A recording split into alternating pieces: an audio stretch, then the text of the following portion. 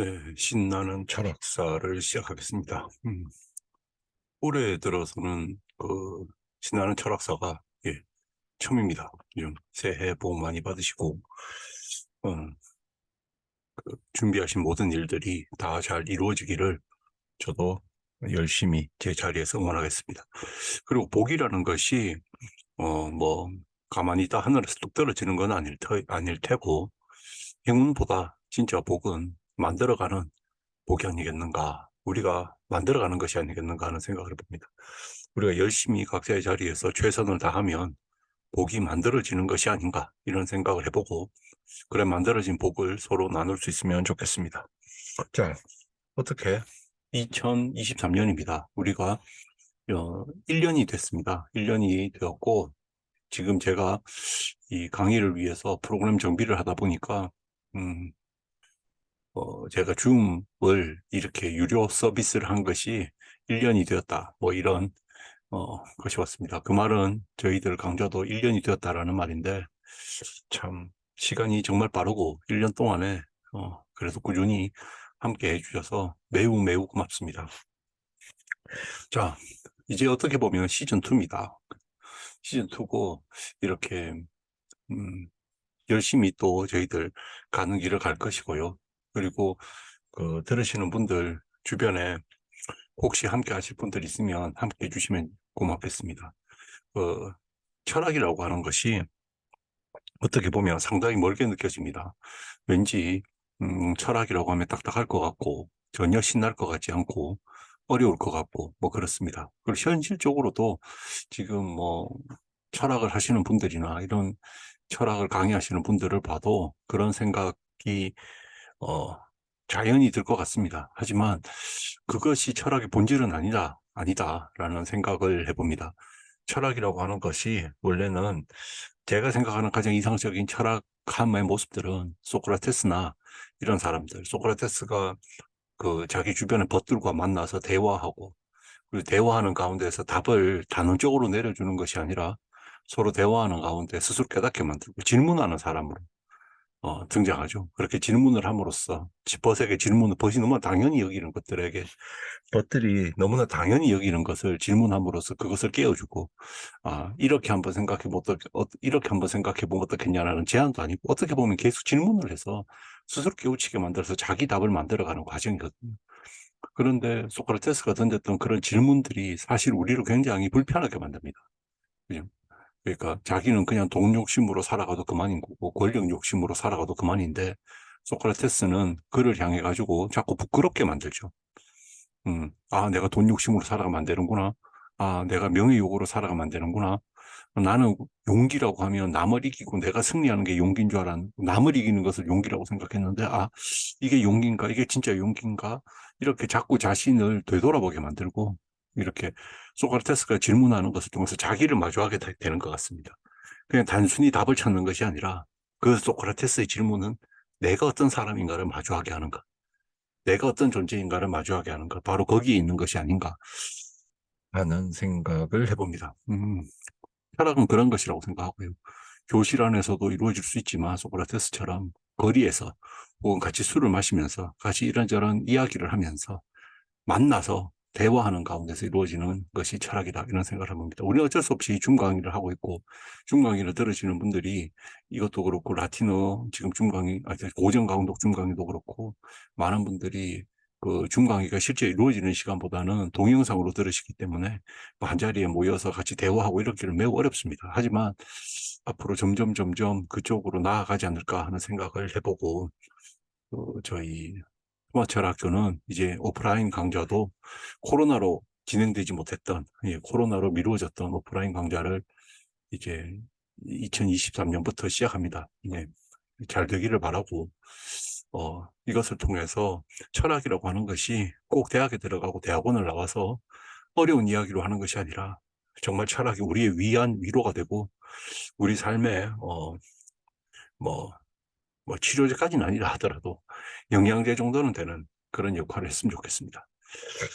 앞으로 수마철학교 끊임없이 응원해 주시고 함께 해 주시고, 그러면 저도 정말 열심히 제자리에서 토마스 철학학교 교장으로서 부끄럽지 않게 최선을 다해 보도록 하겠습니다. 자, 오늘은 우리가 중세에 대한 이야기를 한번 해볼까 합니다. 저의 주 전공이 중세입니다. 그것도 애매한 말이죠. 사실은 지금 뭐 중세를 번역도 제법 했습니다. 예, 중세 번역도 제법 했고, 중세 이슬람, 중세 유대, 중세 비잔틴, 중세 페르시아, 그 아랍, 중세 아랍, 중세 페르시아, 그 뭐 하여튼 중세 들어간 것들은 지중해 연안에서 근동주 안으로 들어오는 지역까지 뭐 제가 제 철학을 하는 동안에 나름 굉장히 제 한도 내에서는 열심히 했던 것 같습니다. 그리고 뭐 그런데 이제 어떻게 하다 보니까 제가 대한민국 철학사를 하게 되고 그 다음 여정에서도 사람들이 내가 중세에 대한 이야기를 하는 것보다 내가 이 현실에 대한 이야기를 하는 것들에 대해서 조금 더 어, 귀를 기울인다고 해야 되나? 예, 그러다 보니까 중세에 대한 이제 이야기들을 하는 기회가 많지 않고 그다음에 책으로도 그렇게 전달되는 경우가 많지 않았습니다. 그런데 앞으로는 이렇게 제가 대한민국 철학사, 그러니까 제 철학 한다고 제 철학이라고 해야 되나? 저희 자신의 철학함에 대해서도 뭐 부끄럽지 않게 계속 전진하겠지만, 어, 중세 철학. 제가 이런 철학 공부를 하는 데 있어서 가장 근본적으로 철학을 시작했고, 철학적 물음을 던지기 시작했고, 그 다음에 뭐 의심하기 시작했고, 따지기 시작했던 그 모든 것들이 사실은 중세 철학을 공부하면서부터거든요. 제가 지중해 연안의 중세 철학을 공부하면서부터인데, 그것으로 다시 돌아가서 이렇게 중세 철학에 대해서도 좀 나눠보려고 합니다. 자, 근데 전 중세 철학도 조금 다르게 한번 볼까 합니다. 우리가 그 중세 철학이라고 하면 여러 가지 오해들이 있습니다. 예. 그게 오해라고 하는 것들을 제가 왜 오해라고 하냐면요. 그 이제 중세 철학의 편에서 생각하면 굉장히 억울한 이야기들이 많다는 거죠.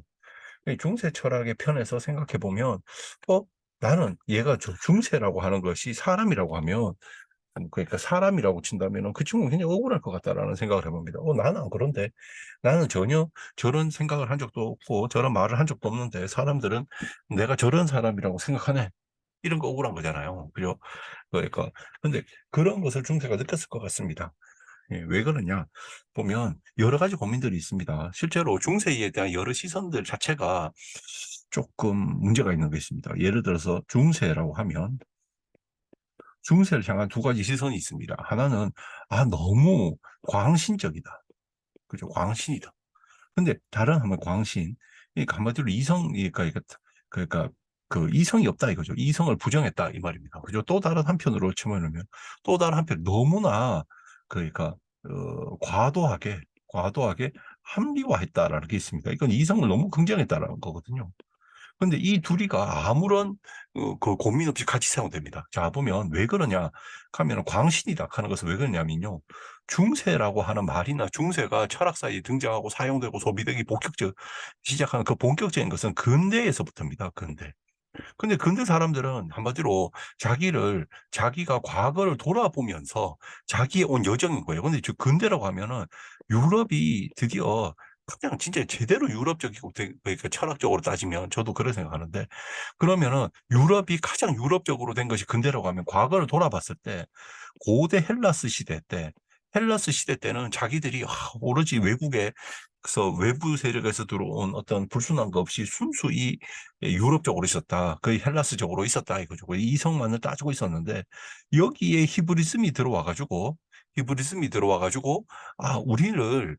우리의 이성 중심의 사고를 좀 흐리게 만들었다. 그래서 이거 중세라고 하는 것을 굉장히 부정적으로 보기 시작하는 거죠.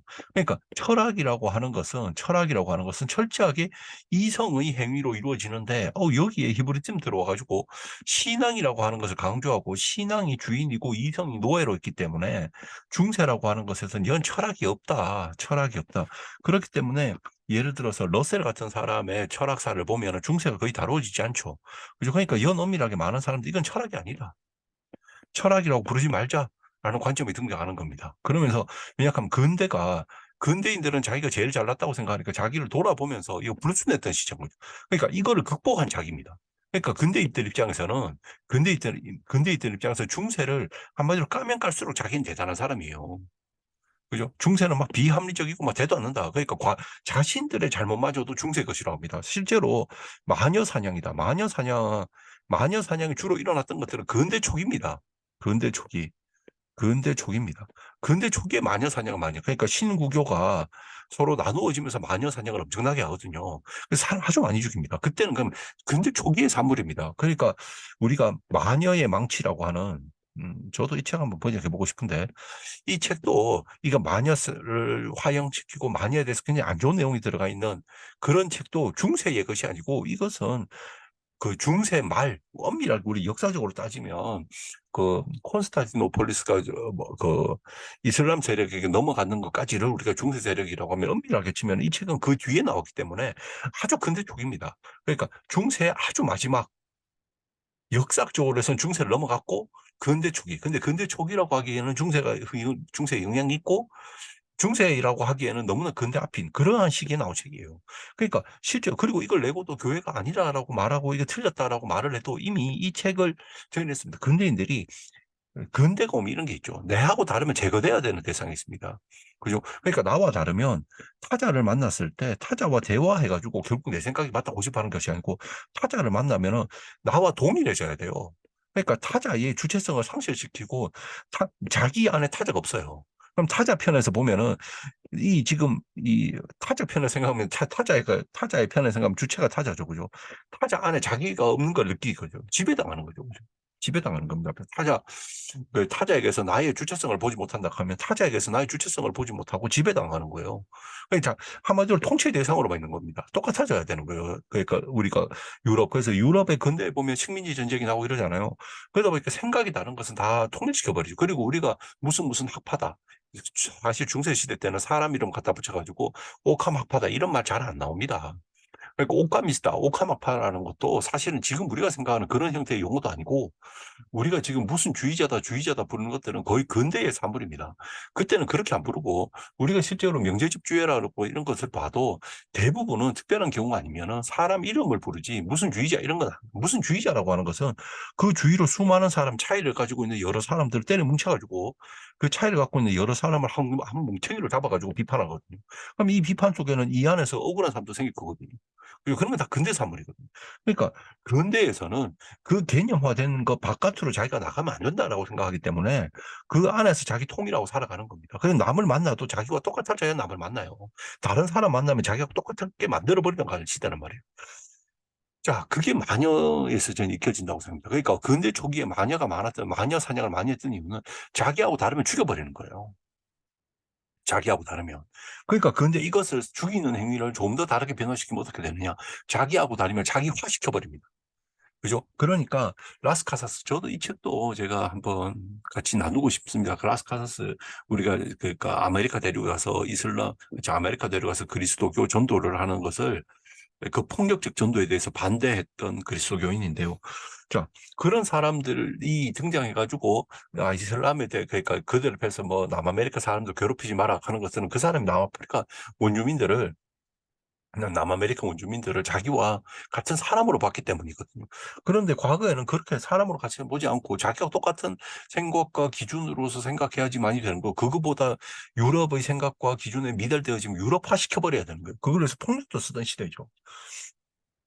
그리고 그렇게 해서 제국주의 시대라고 그래서 남을 식민지로 만들고 이랬던 건데 마녀도 그거와 같은 맥락 아니겠어요? 그러니까 자기와 생각이 다르고 뜻이 다르면 죽어야 되는 겁니다. 살아야 되는 거예요. 그리고 국가적으로 보면 자기와 뜻이 다르고 생각이 다르고 그래도 나의 그 어, 다르면 정복해가지고 자기화 시켜버리는 겁니다. 그것이 나쁜 짓이 아닌 거예요. 그죠? 그러니까 그렇게 사람을 죽이는 것도 나쁜 짓도 아닌 거죠. 그러니까 마녀라고 하는 거 마녀를 불살라 죽이는 것도 나쁜 짓이 아닌 겁니다. 그랬던 시기는 근대 초기 근대입니다. 중세 때는 중세 때는 그렇지 않습니다. 중세 때는 예를 들어서 8세기에 있었던 종교적인 8세기에 이미 무슨 일이 일어나냐면은 8세기에서 종교적으로 서로 다른 사람을 마녀라는 이름으로 죽이지 마라, 화형시키지 마라, 라고 법으로 정했습니다. 그러니까 카르마뉴 대제가 있었던 시기죠. 그 시기에 이미 법으로 그걸 정했습니다. 그냥 죽이지 말라는 거예요. 그리고 근대 말 근대 초 중세 후기 아까 이제 마녀의 망치는 이 정도 됐을 때 교회 측에서 마녀에 대한 이론이 저 마녀 이론이란다. 마녀에 대한 언급이 그 사이에서 사실 다르다라고 해가지고 다 죽여버리고 이러지 않습니다. 그럼 오캄도 윌렘 오캄도 불에 타 죽은 애 아니거든요. 마이스터 칼도 불에 타 죽은 애 아니거든요. 에류게나 불에 타 죽은 애 아니란 말이에요. 그죠? 그렇기 때문에 실제로 중세는 그렇게 화형이 많지 않습니다. 화형이 많지 않고 나와 생각이 다른, 그러니까 정통 신앙을 유지하고 있다면 나와 생각이 다르다 하더라도 다 수용되어지던 시기입니다. 어느 정도. 그러니까 그 교육 과정 자체가 생각이 다른 것들이 유발할 수밖에 없는 교육 과정 형태를 가지고 있습니다. 근데 근대로 와서 문제인 거지. 근데 그런 근대의 사람이 자기와 똑같은 방식으로 신을 믿지 않고 자기와 똑같은 방식으로 철학하지 않고 신학하지 않다 해서 중세를 싸잡아서 이상한 사람 만들어버린 거예요. 1000년 동안. 그럼 1000년 동안 그렇게 아무 이성적 기능이 정지된 상태로 있느냐? 그건 말이 안 되거든요. 그죠? 그런데 여기에서는 이성이 부족하다. 광신에 빠졌다. 그죠? 광신에 빠졌다. 거의 근대의 사람들이 인간이 신이 되어버린 단계. 근대의 많은 것들이 결국 인간이 신이 되어버리거든요. 그죠? 자기가 원하는 대로 다 해버리는. 그러니까 인간이 또 다른 형태의 신이 되어버리는 그런 단계에서 오히려 인간이 신이 된 단계에서 보면 그 종교적인 신을 미치는 그 종교적인 신을 믿고 따르는 것도 일종의 광신이고 미친 짓이죠. 응? 인간의 편에서만 철저히 생각해야 되는데. 그죠? 그러니까 그렇게 생각하는 사람이 있습니다. 그죠? 그러니까 여기서는 이성이 부족하고 다 신만을 믿고 있고, 그죠? 그런 시대로 오해하고, 중세를 오해하는 거든 실제 중세는 안 그랬다라는 거예요. 그죠? 그러니까 이슬람 철학자들에게 많이 배웁니다. 중세가. 이슬람 철학자에게 많이 배워요. 스승과 제자에 가깝습니다.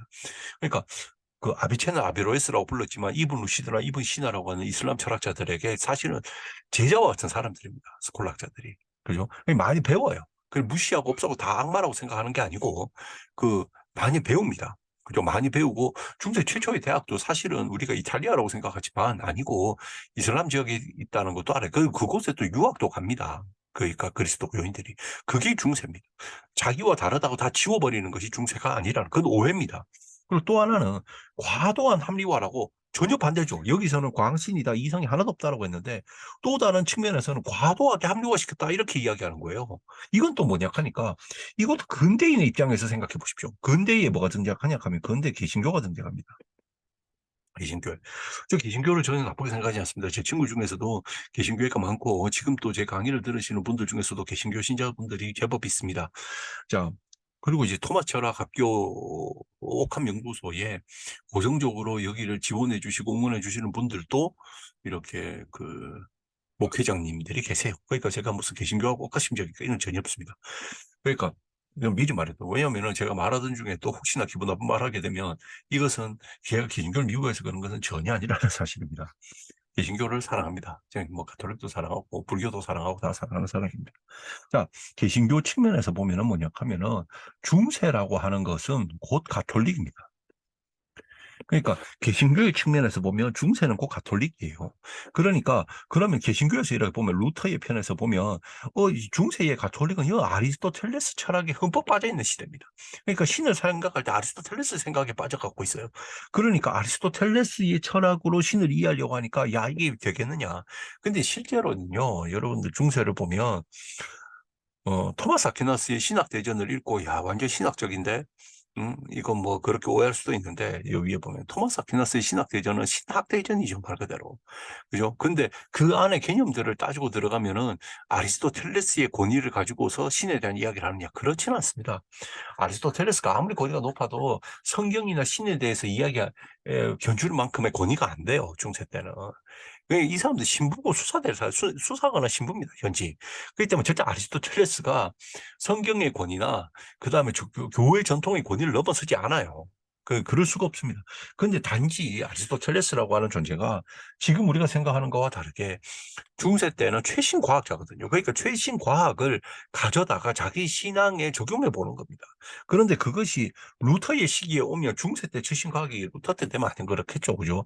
그러니까 루터 때 시대에 이래 보면, 이제 그 아리스토텔레스의 철학으로 너무 합리화하려고 노력한 것이 아니겠느냐라고 생각하면서 이 사람들은 뭐냐 하면 그런 합리화에서 벗어나서 순전히, 그죠? 순전한 성서와 순전한 신앙으로 돌아가자. 이렇게 자신들이 하는 거죠. 그 아리스토텔레스주의에 빠지지 말고 그렇게 신을 만나지 말고 순전한 성서와 순수한 신앙으로만 이제 신을 만나자라고 생각하는 이들의 편에서 생각해 보면 아리스토텔레스 철학으로 걸 배우고 아리스토텔레스 철학이라고 하는 공통적인 그 학문적인 공통 뭐 공통 언어와 같아요. 아리스토텔레스처럼 그 공통 언어로 서로 대화한다라는 것이 그 대화와 신을 아리스토텔레스 철학 속에서 이야기하고 전한다는 것 자체가 진짜로 성경에 나온 신과는 신으로 가는 길이 오히려 방해가 된다 이래 보는 거죠. 그죠?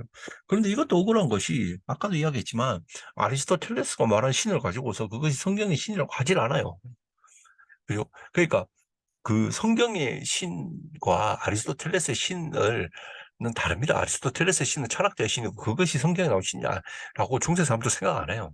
그리고 생각 안 하고 단지 우리가 생각할 수 있는 최고의 신에게 다가가는 것이 아리스토텔레스 철학에 나오는 신처럼 그런 존재일 것인데 그러면 그렇게라도 신에게 조금씩 나아가 보자라는 것이지 인간의 편에서 철학으로 우리가 인간의 편에서 철학으로 이룬 신이 성경에 나오는 그 신이라고 생각하지 않습니다. 하지만 그럼에도 우리 인간 이성이 절대로 신을 인식할 수 없거든요. 중세 철학자 대부분은 그렇기 때문에 인식할 수 없지만 그럼에도 불구하고 인간이 갖고 있는 지력으로 신이라고 하는 성경에 나오는 그 신에 대해서 항상 나아가려고 하는 노력 자체를 이성의 역할이라고 생각했어요. 중세 사람들은. 왜냐하면 인간은 이성적 동물이기 때문에 이성적 동물에게 맞는 신앙이라고 하는 것은 이성적으로 고민하고 따지는 신앙이지 이성적 동물인 인간이 어떻게 신앙을 하겠어요? 우리가 전도하려고 해도 말로 해야 되죠. 말로 하려고 하면 남 설득시켜야 되고 설득하려고 하면 어떤 식으로 나 합리화 되는 겁니다. 루터 자신도 말은 그래도 루터 안에도 이미 철학이라든가 이런 게 다 녹아 들어가 있기 때문에 합리적으로 누군가에게 설득을 할 수 있는 거거든요. 합리적으로 누군가에게 설득을 못 한다라고 하면 그런 걸 전도를 어떻게 하겠어요? 그죠? 그러니까 전도라고 하는 건 남을 설득시킨다면 자기가 설득되기 위해서라도 이성적 존재는 이성적으로 설득이 되어지는 거고 남을 설득할 때도 이성적으로 설득을 해야 되는 거죠. 그럼 설득을 하기 위해서 이성을 활용한 것이지 이성에 매몰되어서 한마디로 철학이라던가 아리스토텔레스나 이런 데 매몰되어서 성경에 있는 신을 넘어서 성경에 있는 신보다 더 그들을 뭐 높이 평가하고 그들을 따랐다. 이거는 말이 안 됩니다. 그러니까 두 가지 다 오해예요. 또 하나 더 오해를 뭐냐 하면은 이렇게 두 개 다를 생각해 보면 둘 다 중세는 억울하죠. 그죠? 둘 다. 근데 또 하나는 뭐냐 하니까 가톨릭 교회에서 입장은 여기는 지금 현재의 개신교에서 오해하는 거고 순수한 철학자들이 봤을 때 순수한 철학자가 보면 야, 이성이 부족한 것 같아 해서 오해하고 개신교에서 보면은 야, 이성이 과도한 것 같아 해서 오해하고 그럼 가톨릭에서 보면 그리워요. 그리움의 대상입니다. 근데 중세 전체가 아닙니다. 중세에는 옥함같이 교황한테 따지던 중세도 있죠. 그러니까 가톨릭 교회가 그리워하는 중세는 뭐냐 하면은 13세기 파리 대학, 그죠? 신학부의 철학입니다. 에헤이. 이게 웃기죠. 13세기라고 하면 그들이 황금기라고 하는 그 질손 같은 사람이 쓴 중세 철학사 보면 13세기가 황금기죠. 보나벤투라도 있고. 근데 보나벤투라보다는 원픽 한 사람이죠. 뭡니까? 토마스 아퀴나스입니다. 토마스 아퀴나스. 바로 그가 있기 때문에. 그죠? 이 사람을 보니까, 야, 이 사람이 그러니까 13세기 파리대야 신학부 교수의 철학, 이거 전부 다 토마스 아퀴나스 두고 하는 말이거든요.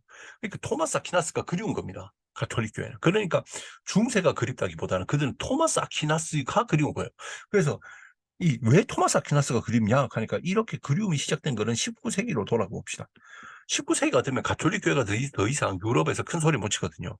정확하게 가톨릭 교회뿐 아니라 그리스도교 자체가 유럽에서 큰 소리 못 칩니다. 왜냐하면 무신론자도 등장하고 어떤 것이 이상적 사회인가에 대한 이론들이 실제로 그리스도교 내에서 사람들이 답을 찾으려고 하는 것이 아니고 어디에 찾습니까?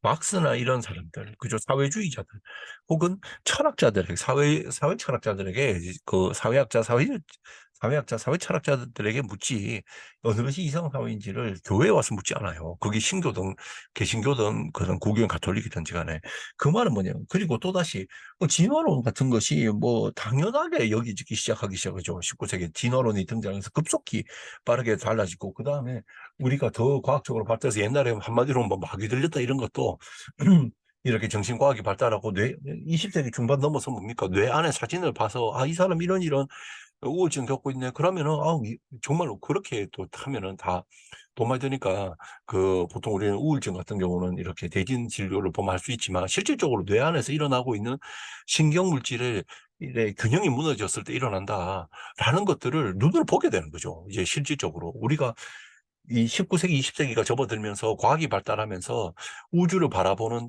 전체 만환경이 엄청나게 발달하고 위성이 발달해서 직접 우주에 가서 보기도 하고 여러 가지로 인간은 엄청난 과학기술과 그것을 통해서 인간의 감각 기능을 보완하는 많은 것들이 등장해서 어, 과학을 하는 마디로 이제 실질적으로 경험, 감각 데이터로 이렇구나라는 걸 확인시켜주는 장본들이 것들이 많이 등장하죠. 뇌과학 같은 데서. 그죠? 그러니까 우울증이라고 하는 것이 악마가 아닌 거예요. 한 종교적 이용력, 그러니까 신비는 줄어든다 이 말입니다. 한마디로. 그러니까 과학이 발달하도록 신비는 점점 줄어듭니다. 옛날에는 신비로 해결하던 문제들이 신비가 다 줄어들어요. 창조가 아니고 진화다 이렇게 다 줄어든단 말이에요. 그죠? 그러면서 사회도 아까 사회도 무슨 종교 이론이 아니라 그중 정말로 그걸 전문적으로 연구하는 사회학자나 사회 철학자들에게 묻는 것처럼 19세기 막 들어오니까 뭐냐 하니까 신앙이 설 자리가 신앙이 대안을 주는 것이 아니고 이성이 대안을 주는 거예요. 한마디로 철학이 대안을 주는 겁니다. 철학이. 이 신학이라고 하는 것은 기껏해야 성직자나 목회자 양성하는 것밖에 안 되는 거예요. 지금도 우리 사회 그렇잖아요. 우리 사회에 보면 신학이나 신학을 하는 것이 신부나 목회자를 양성하는 것이지 그것이 사회에 대해서 뭐라고 하느냐 해봤자 별로 큰 반응 없죠. 점점 가면 갈수록 지금은 교양 가는 사람이 더 많고 종교 자체가 없는 사람의 숫자가 이제는 5대 5를 넘어서서 더 적은 거로 나왔죠. 그렇게 되니까 19세기 가톨릭 교회는 과거에 엄청난 영광을 누렸잖아요. 그러니까 그게 그리운 거예요.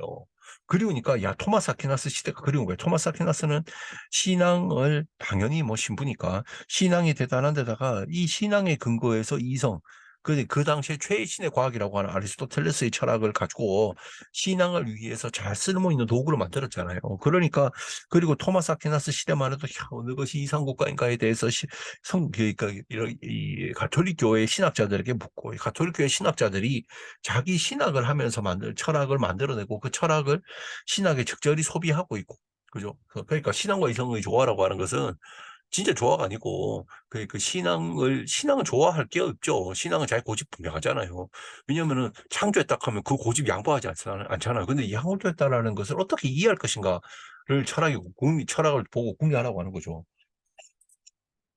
그럼 철학은 열심히 궁리해가지고 이런 식으로 창조에 따라 풀이하면 되지 않습니까? 뭐 이렇게 한단 말이에요. 그러니까 19세기는 토마스 아퀴나스 데이트 보면 아, 신앙을 위해서 철학이, 이성이 잘 도구로서 활용하던 시대니까 이 시대가 너무 그리운 거예요. 그러니까 이 시대에 나온 책이 뭐냐 하면 신앙과 이성의 조화 뭐 이런 거죠. 신앙과 음? 신앙과 이성 이런 거죠. 신앙과 이성 뭐 회칙 제목인가 이럴 거예요. 그러니까 막 그리워하는 거죠. 그죠? 그러니까 그리움의 대상인데 중세가 그리운 게 아니라 엄밀하게 누가 토마스 아퀴나스가 그리운 겁니다. 그죠? 그러니까 이런 철학사는 이런 철학이나 이런 철학사나 역사관은 토마스 아퀴나스의 철학을 중심으로 해서 어떤 철학자를 평가합니다. 오캄 같은 사람은 윌리엄 오캄 같은 사람은 그거 토마스 아퀴나스하고 철학적으로 너무나 많이 다르니까, 이상한 사람 되죠. 그죠? 그러니까 중세를 몰락시킨 사람처럼 나오는데, 그게 또 사람들이 달달달달, 우린 철학사도 달달달달 암기하니까, 윌리엄 오캄을 중세를 몰락한 나쁜 사람으로 보는데, 그러면 윌리엄 오캄은 근대의 문을 연 근대로 보면 아주 좋은 사람 아니에요. 그리고 그러면 토마스 아퀴나스가 대빵이라고 쳐버리면 사람들이 다 그런 입장에서 쓰면 데카르트 안에서도 그러니까 질송 같은 사람은 데카르트도 봐라. 데카르트도 근대 철학이 아프지를 하는데 그 안에 토마스 아퀴나스 있다. 뭐 이런 글도 쓰고 그런 거죠. 그죠? 근데 사실 요즘 까보면 안에 토마스 아퀴나스가 있고 존 스코투스가 있고 막 그러던데. 음? 어쨌든 그런 겁니다. 그죠? 그러니까 이런 철학사는 사실 질송이죠. 질송의 철학사를 보면 그래서 그리움이 가장 높게 들어가 있습니다. 다시 중세 왔으면 좋겠다. 그러니까 가톨릭 신앙을 믿고 있는 사람들은 지금 또 보면은 사실은 저도 이제 토마스 아퀴나스 글을 읽으면 그게 현재 살아가는 우리에게 무슨 좋은 말이 있느냐. 저는 읽어보면 뭐 좋은 말 뭐 좀 있는 것 같긴 같아요. 좀 이제 뭐 좋은 말 있긴 있는 것 같긴 같은데. 하여튼. 근데 마치 토마스 아퀴나스가 지금 현재에도 뭐 엄청난 답을 줄 것처럼 이야기를 하죠. 그죠? 예. 왜 그리움, 그죠? 그리운 마음에서 그런 겁니다. 반면에 아까 여기 말할 때 러셀 같은 사람은 철학사에서 쏙 빼버리는 거고, 그죠? 그 다음에 뭐 개신교에 선 사람들 보면은 가끔씩 중세에 대해서 굉장히 오해에 찬, 그죠? 기억법을 갖고 있죠. 그러니까 중세라고 하는 것은 이 중에 어느 것이 돼도 참 억울하다. 제가 봤을 때 중세는 이 중에 어디에도 걸려 들어가지 않는다라고 봅니다. 그러니까 토마스 아퀴나스가 대빵이었느냐? 토마스 아퀴나스 죽을 때 이단으로 죽잖아요. 그러니까 이단 혐의를 갖는 사람으로. 그러니까 중세 때에 살아있는 토마스 아퀴나스보다 사실 토마스 아퀴나스 죽고 나서 이후에 활용도가 높다 보니까 계속 활용도가 높아져서 19세기 때 제1차 바티칸 공의회 이후에 가장 활용도 높은 사람으로서 막 올라간 것이지, 실제로 역사 속에 있는 토마스 아퀴나스는, 진짜 살아있던 토마스 아퀴나스는 우리가 알고 있는 토마스 아퀴나스만큼의 영광을 누리지 못했거든요. 그게 철학도 마찬가지고요. 그죠? 그러니까 실제 그 죽고 나서 사람들이 그리워하는 마음에서 그가 현실보다 더 커져 버린 것 같아요. 제가 봤을 때. 그리고 오캄 같은 사람도 오히려 그가 살아있을 때 오캄은 더 큰 영향력을 가졌던 것 같고, 그래서 오캄 같은 사람은 사실은 뭐 이렇게 자기 철학을 정리하고 요약할 그런 기회도 없던 사람입니다. 그죠? 이단으로 뭐 이래 되고. 그러니까 쫓기고 이랬던 사람이라서. 근데 사실 우리가 기억하는 중세라고 하는 것은 대부분 토마스 아퀴나스 중심으로 이루어집니다. 근데 그것에 대해서 무비판적으로 읽게 되다 보면 토마스 아퀴나스 철학을 중심으로 거리감이 형성됩니다. 그래서 어떤 철학자가 좋은 이유는 토마스 아퀴나스와 가까워서, 어떤 철학자가 나쁜 이유는 토마스 아퀴나스와 멀어서입니다. 그리고 또다시 또 나쁜 관점이 뭐냐면, 토마스 아퀴나스의 철학을 위해서 다 만들어진 것처럼 생각합니다. 예를 들어서 뭐 아베로에스나 아비첸나 같은 사람도 토마스 아퀴나스 철학을 위한 걸음이나 토마스 아퀴나스 철학을 돋보이기 위한 병풍처럼 깔아놓는 경우가 있어요. 그런데 어떤 철학자도 남의 걸음이 되기 위해서 철학하는 사람도 없고, 어떤 철학자의 철학도 남의 그 병풍이 될 철학을 하는 사람도 없습니다. 그죠? 그냥 개별적인 철학자가 개별적인 자리에서 자신의 이 편에서 최선을 다하는 것이지, 누가 토마스 아퀴나스 철학의 병풍이 되고 걸음이 되려고 그러겠어요. 그리고 또 하나, 중세 철학자들은 대부분 중세 철학자들은 기본적으로 신부이거나 수사이거나 아니면은 뭐 무슬림이거나 랍비인 사람들입니다. 한마디로 종교인이에요. 그러면은 종교인의 철학입니다. 중세 철학은 기본적으로 지중해 하나네. 그럼 종교인의 중세 철학은 당연히 신앙과 이성을 좋아하죠. 이건 당연한 거 아니에요? 그러니까 그 토마스 아퀴나스만 제일 그 신앙과 이성 조화 잘 되고 나머지 안 시켰느냐? 그래서 무슨 토마스 아퀴나스가 제일 대빵이고 그 앞에는 너무 신앙이 우월인고 너무 뒤로 가면 이성이 너무나 강조돼 가지고 뭐 왜곡되는 것처럼 이야기하는 이런 관점 자체가 문제입니다. 아니 앞에 사람들 토마스 아퀴나스, 뭐 아구스티누스, 그 앞에 또 누굴 그래두고 하는 거예요, 사실은. 아구스투스가 그렇단 말입니까? 뭐 안셀무스가 그렇단 말입니까? 이 앞에 사람들도 자기 관점에서는 다 신앙과 이성을 자기식으로 좋아하고 있어요. 그 좋아의 방식이 토마스 아퀴나스와 다를 수는 있어. 오케이. 그거는 뭐 사람이 다르니까. 다를 수 있어. 하여튼 다르다라고 해가지고 토마스 아퀴나스의 신앙과 이성의 조화만이 대단하다. 그건 말도 안 되죠.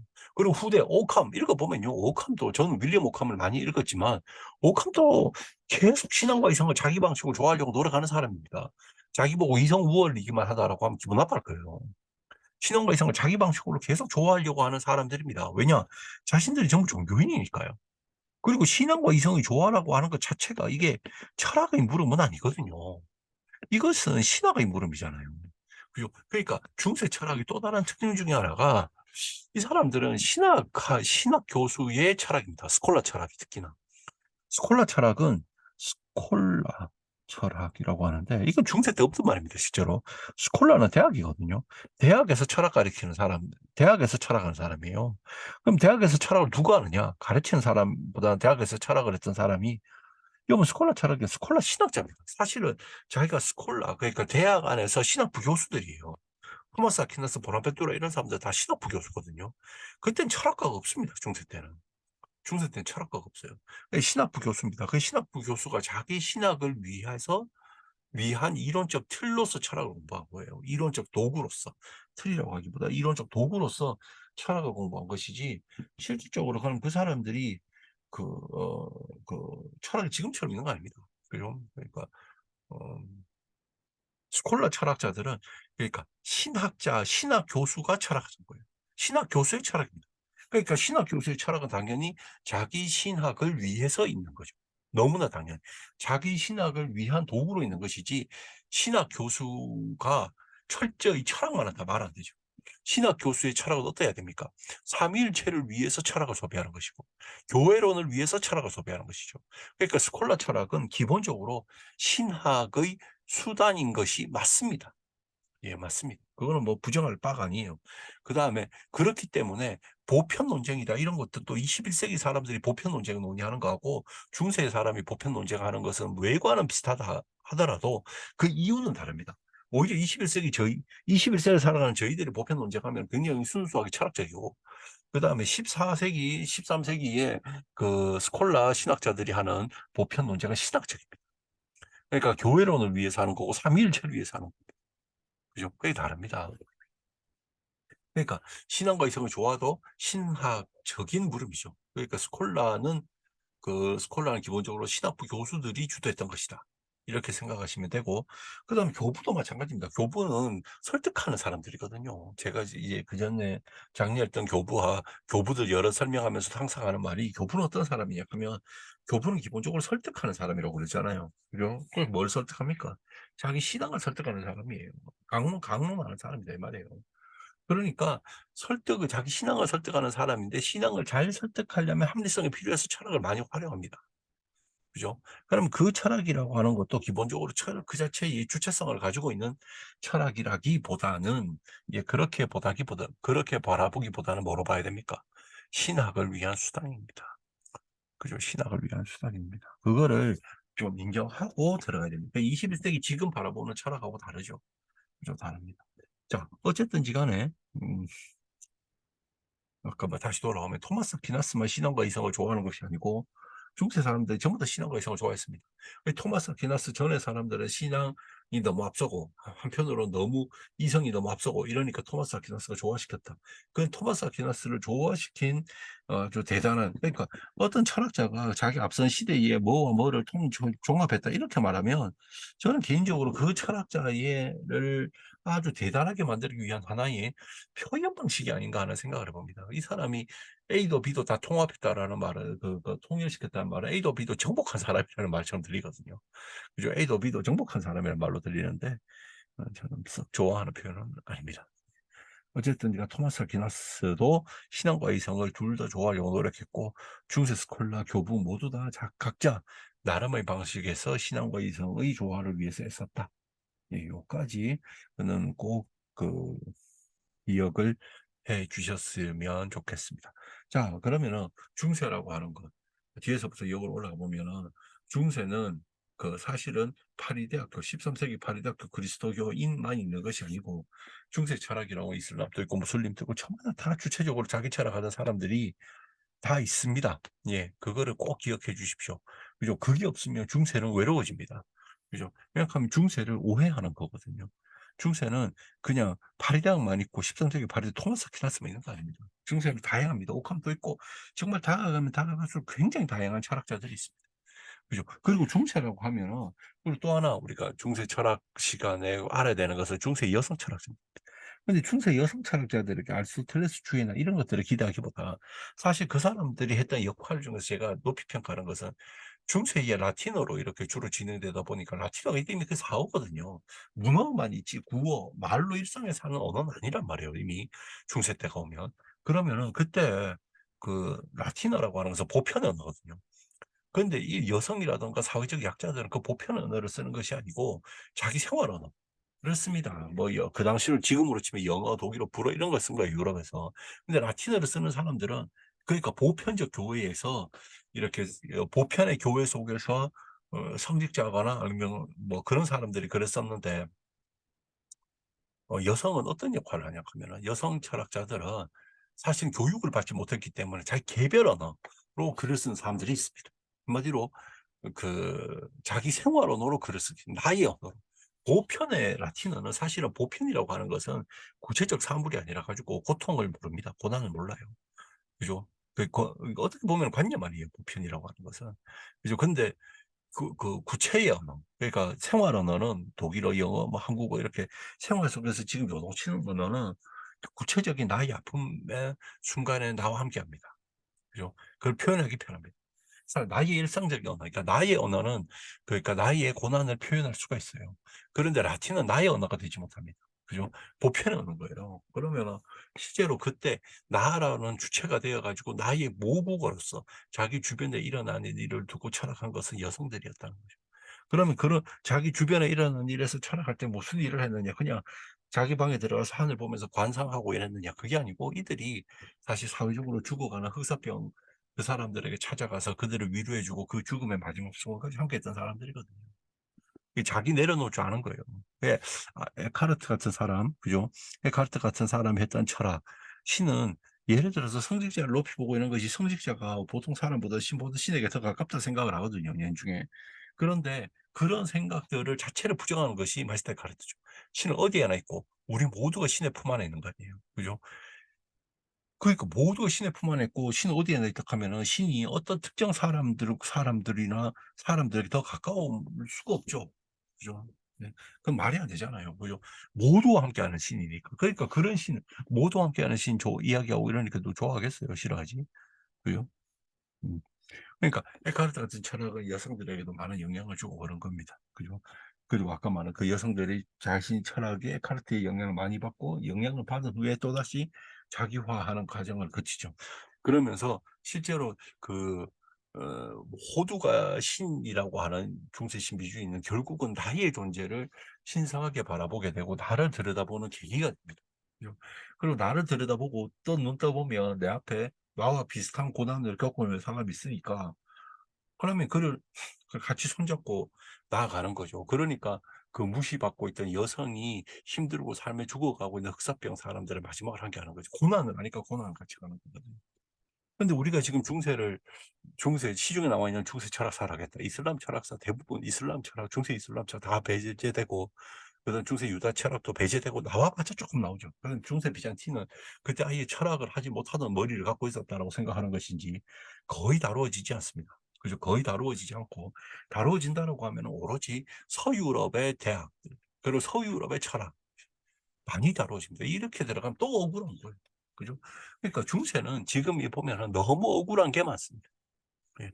우리가 앞으로 중세에 대한 이야기들을 매주 하나씩 강의를 할 것이고, 제가 이것들은, 이렇게 묶어서 그 나중에 책으로도 낼 생각이 있는데요.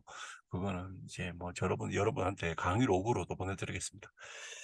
이, 억울로 하면 안 되잖아요. 그죠? 그 제가 이래 보면 조선시대와 비교해 볼게요. 조선시대에 양반들이 쌍놈 함부로 만날 수 있습니까? 제가 이렇게 책 쓴다고 보니까 저 양반이 쌍놈 이름 만들 때 버러지라고 이름 지은 경우도 봤어요. 그러니까 버러지라고 이름 지은 사람하고 만나서 평등할 수 있습니까? 제대로 만날 수 없죠. 그죠? 그러니까 양반만이 우주의 이치에 더 가깝고 천한 사람들은 우주의 이치에서 멀리기 때문에 그냥 말을 양반을 따라하는 일밖에 할 수 없어요. 근데 사실 중세도 그렇고 근대도 그렇고 어쩌면 지금도 마찬가지입니다. 그 종교적 권위를 갖고 있는 사람들, 그 높은 권위를 갖고 있는 사람들은 사실 자기가 신에게 더 가깝다고 생각하면 생각하기 때문에 정말 사회적으로 힘들어하는 이들 옆에 없습니다. 그죠? 말로 크리스마스나 뭐 이럴 때 가서 사진 찍고 자기는 화려한 곳에서 화려한 옷차림 입고 가가지고 나누 사랑을 실천하고 사세요. 이렇게 말해도 사실 제가 보면은 서글픈 일입니다. 네. 아니 자기도 그렇게 있으면서 뭘 그래요. 그죠? 큰 성당 가고 큰 교회 가보십시오. 자기는 여전히 종교가 중세 때 옥함이 교회라고 하는 것은 과연 너의 것이냐? 왜 그렇게 사고 팔고 하느냐? 어? 그거는 신이 주신 거고 우리는 여기에서 보관하고 사용하는 것 권한밖에 없지 않느냐라고 하는 옥함에 그 당시 교회 권력을 향한 그 날카로운 비판이 지금도 그대로 적용되잖아요. 지금도 교회에 뭐 토지 같은 것 때문에 사람들 싸움 있고 돈 더 벌려고 그러고 교회를 위해서 돈을 벌어야 된다고 생각하는 기업화되고 이런 것들 많잖아요. 근데 중세는 억울할 것 같아요. 왜냐하면은 자기를 욕해놓고 현대의 우리는 그보다 더 하거든요. 물론 뭐 이때 몇몇 그래도 죽기라도 죽고 이랬지만 지금 우리도 죽이지 않습니까?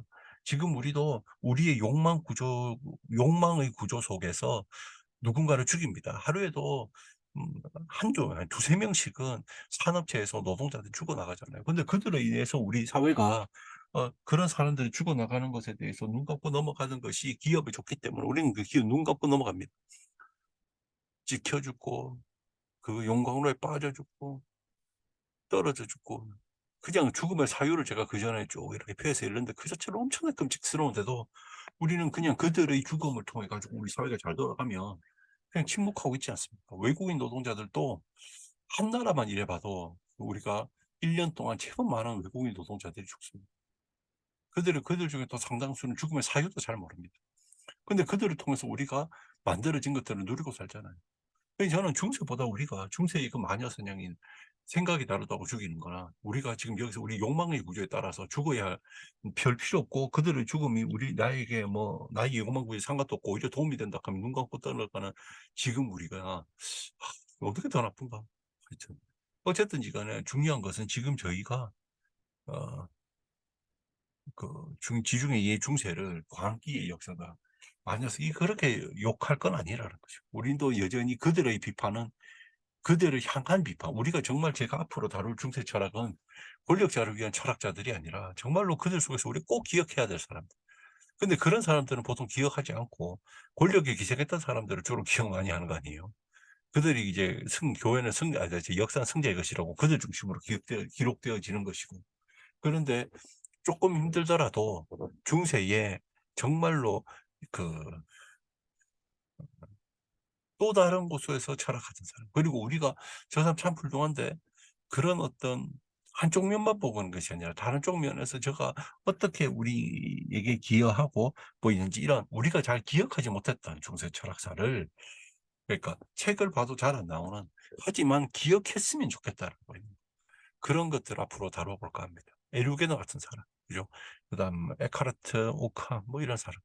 그러니까 지금 기존의 철학사를 보면 생각보다 많이 나오지 않는 하지만 우리 삶에 매우 유용한 철학자들.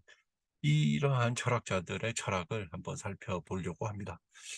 음, 앞으로도 1년 동안 이렇게 일주일에 한번 1시간 나눠주시고 그리고 제가 이제 1시간이면 조금 더 이렇게 아마 이렇게 조금 더 홍보를 하고 이렇게 해서 1월 중반이 넘어가면 조금 더 이렇게 방식도 좀 고민해보고 할 테니 함께 계속 2023년에도 음악철학교 신나는 철학사 멈추지 않도록 도와주시고 함께 해주십시오. 오늘 같은 강의록은 강의 들으시는 분들에게 그러니까 참 오늘 했던 강의는 강의 내용을 정리한 것이 있습니다. 그러니까 그것은 보내드릴 터이니 한번 참고해 주시고 그리고 그 주변에도 같이 듣자 하시는 분들 보내주시고 토마철학학교 저는 뭐 전국 어디든 특강 요청도 다 받습니다. 예, 그러니까 인문학 강사, 철학 강사 필요하면 언제나 부탁해 주십시오. 저를 부탁이라고 저를 추천해 주십시오.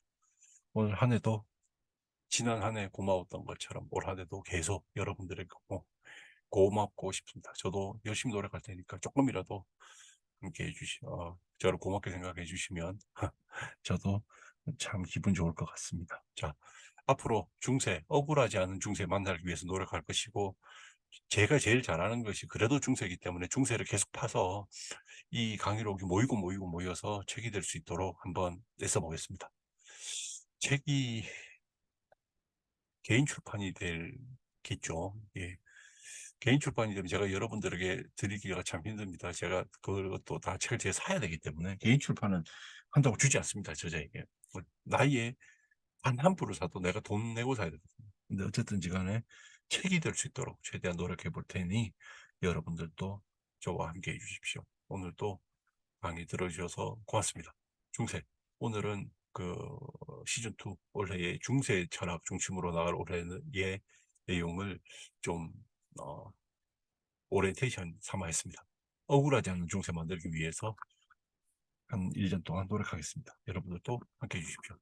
오늘도 수업 들어주셔서 고맙습니다. 다음 주에 뵙겠습니다. 고맙습니다.